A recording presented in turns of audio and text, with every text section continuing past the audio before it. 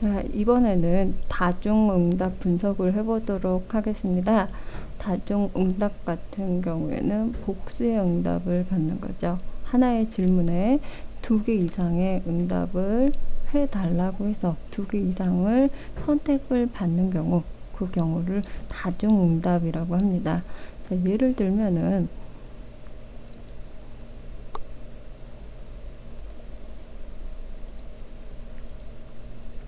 질문 1 같은 경우에는 성별에 대해서 묻는 경우라고 할 경우에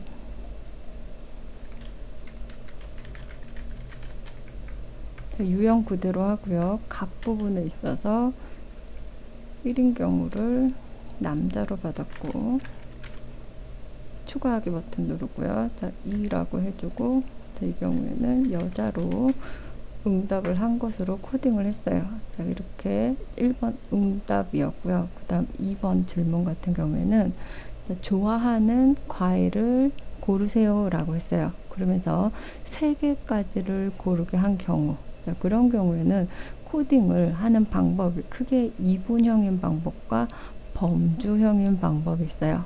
자, 이분형인 방법은 자, 2개라는 뜻이에요. 0과 1로만 표시할 수 있게끔 하는 방법이죠. 그래서 좋아하는 과일이 5가지를 선택할 수 있게끔 제시를 해줬다.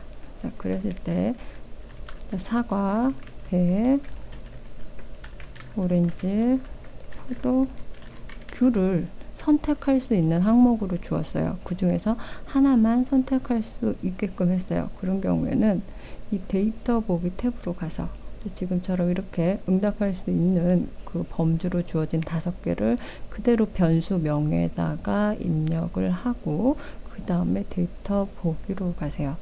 성별이 1인 첫 번째 응답한 사람이 사과는 좋다고 했으면 1, 아닌 경우엔 0이죠. 자, 배는 좋다고 안 했어요. 그래서 0으로 두고요. 자, 오렌지는 좋다고 한 경우 1, 포도는 좋다고 선택 안 했어요. 그래서 0, 귤은 좋다고 선택을 했으면 1. 자, 이렇게 0, 1, 0, 1로 나타내는 방법.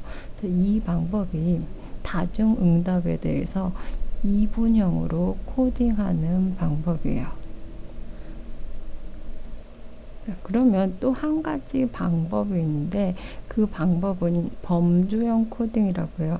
사과, 배, 오렌지, 포도, 귤을 그대로 쓰는 게 아니고 여기에 오는 변수명이 질문 1, 질문 2, 질문 3으로 돼요. 그래서 여기서 말하는 질문 1, 2, 3이라는 것은 응답할 수 있었던 최대의 개수, 과일을 3개를 선택하게 했다 그러면 질문 1, 2, 3으로 하고 과일을 4개까지 선택할 수 있게 했다고 하는 경우에는 질문을 1, 2, 3, 4까지로 변수명을 지정해줘서 코딩을 하는 방법이죠.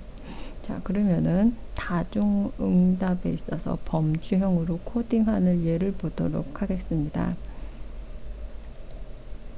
자, 그런 경우에 질문 1이라고 해주고 갑 부분에 가서 자, 1번에 사과, 2번에 배, 3번에 오렌지, 4번에 포도, 5번에 기타로 선택을 해줍니다. 자, 질문 2에 가서도 마찬가지로 사과, 배, 오렌지, 포도, 기타 그 응답할 수 있었던 항목이 있었던 거를 모두 다 값으로 입력을 해주는 거예요. 자, 그리고 질문 3에서도 마찬가지로 값으로 입력을 해주고요. 그리고 나서 데이터 보기로 가세요. 자, 그러면 성별이 1인 이 사람이 질문 1에 첫 번째로 좋아하는 과일에 2를 선택을 해줬어요. 자, 이거를 2를 선택했다는 얘기는 변수 보기에 가서 봤을 때 질문 1에 있는 이 값은 배라는 거죠. 그래서 배를 선택을 해줬고 데이터 보기로 가서 이제 질문 2에 이 성별이 1인 첫 번째 응답자 같은 경우에는 3도 선택을 해줬어요. 그래서 변수 보기에 가서 봤을 때 질문 2에 3번 같은 경우에는 값이 오렌지를 선택한 거라는 걸 확인할 수가 있죠. 자, 이거를 갖다가 지금처럼 데이터 보기와 변수 보기를 번갈아가 하면서 보지 않고도 확인할 수 있는 방법은 자, 여기 보기 메뉴로 가세요. 그리고 여기 변수값 레이블이라고 되어 있는 부분 있죠. 자, 이거를 선택을 하세요. 자, 그러면 각 변수의 값으로 선택한 그 값에 대한 그 설명 부분이 그대로 뜨는 걸 확인할 수 있어요. 자, 그래서 첫 번째 응답자 같은 경우에는 남자이고 처음 선택한 건 배, 그다음 두 번째 선택한 건 오렌지, 세 번째 선택한 건 포도라는 걸 확인할 수 있어요. 자, 두 번째 응답자 같은 경우에는 성별이 여자이고 첫 번째 응답에 사과를 대답했고 두 번째 질문에 배, 세 번째 질문에 오렌지를 선택한 걸 확인할 수 있어요. 자, 그래서 지금 화면에 보이는 것처럼 이처럼 다중 응답에 대한 코딩을 하는 방법을 범주형 코딩이라고 합니다. 자, 그러면 이 다중 응답에 대해서 변수를 정의를 하고 빈도 분석을 해보고 교차표를 출력하는 거를 분석을 실행을 해보도록 하겠습니다. 자, 그래서 이 정의를 하기 위해서 분석 메뉴로 가세요. 자, 그리고 다중 반응으로 가서요. 변수 세트 정의라고 된 부분을 선택을 하세요. 자, 그러면 다중응답 세트 정의라는 대화 상자가 뜨지요. 자, 이 대화 상자에서 내가 다중으로 응답을 받은 그런 변수들, 해당되는 변수들을 갖다가 모두 선택을 해서 이 오른쪽에 있는 세트에 포함된 변수란으로 이동을 시켜주세요.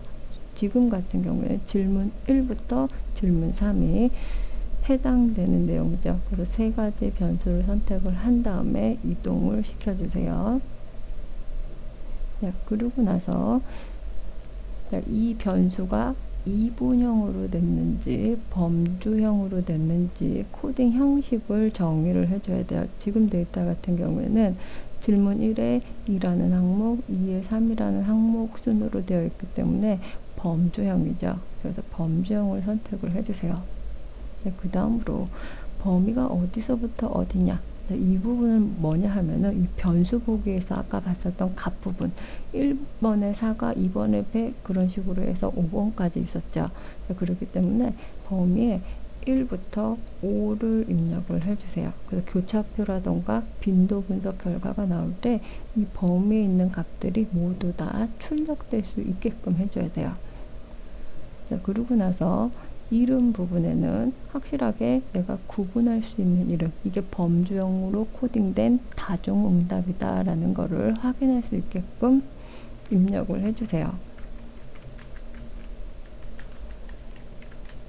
자, 그리고 레이블 부분에는 이 변수에 대한 설명 부분이에요. 그래서 범주형 자료이고 과일을 갖다가 3개 선택할 수 있게끔 했다라는 뜻으로 이렇게 표시를 해주겠습니다. 그러고 나서 추가 버튼을 선택을 해주세요. 그러면 다중응답 세트라고 된 이 다중응답 변수가 생긴 것을 확인할 수 있어요. 이렇게 해서 다중응답 변수를 지금 정의를 해주고 닫기 버튼 선택해주세요.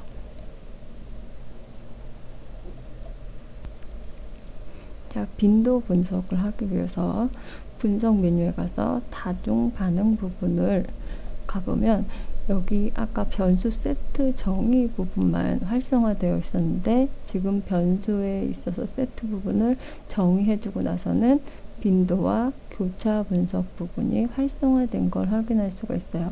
먼저 우리는 빈도 분석을 실행을 해서 각 응답이 몇 번씩 나타났는지, 남자인 성별에 있어서 몇 번 나타나고 여자인 성별에 있어서 몇 번이 나타났는지 이걸 한번 보도록 하겠습니다. 자, 빈도를 선택을 해주세요.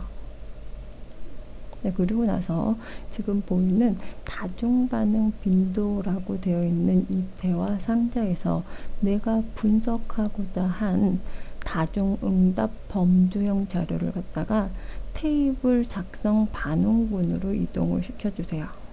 선택하고 화살표 눌러주세요. 자, 그럼 이제 오른쪽으로 이동이 됐죠. 자, 그리고 확인 키 눌러주세요.